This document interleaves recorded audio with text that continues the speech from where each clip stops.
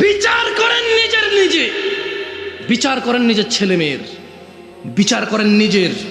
বিচার করেন নিজের ছেলে মেয়ের। জাবের রাদিয়াল্লাহু আনহু থেকে বর্ণিত, তিনি বলছেন, ইন্না বাইনার রাজুলি ওয়া বাইনাশ শিরকি ওয়াল কুফরি তারকুস সালাহ। নিশ্চয় শিরক কুফরের মধ্যে পার্থক্য হচ্ছে নামাজ ত্যাগ করা। এইবার নিজে বলেন, কত ভাগ মুসলমানের দেশ? আপনি কে? আমি কি? হুজুর কি?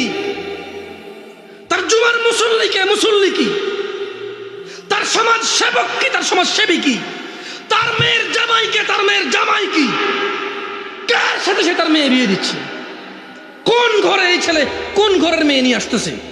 তার বউ কে? আদৌ কি তার ঘরে কোনো মুসলমান আছে?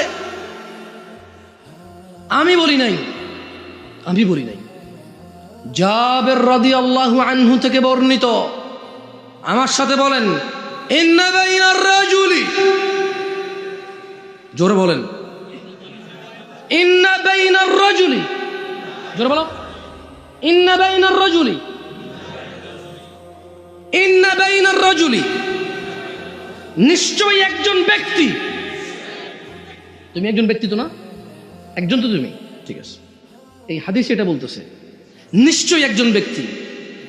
ওয়া বাইনাশ শিরক, বলো, ওয়া বাইনাশ শিরক, এবং শিরিক, ওয়াল কুফরি, এবং কুফরি, তারকুস সালাহ, নামাজ ত্যাগ করা।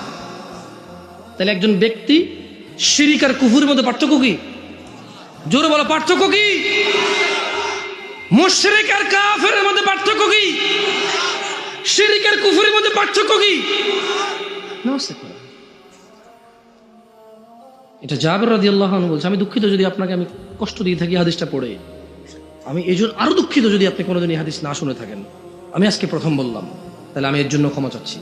কেন আপনার ঘুমটা ভাঙতে গেলাম আমি?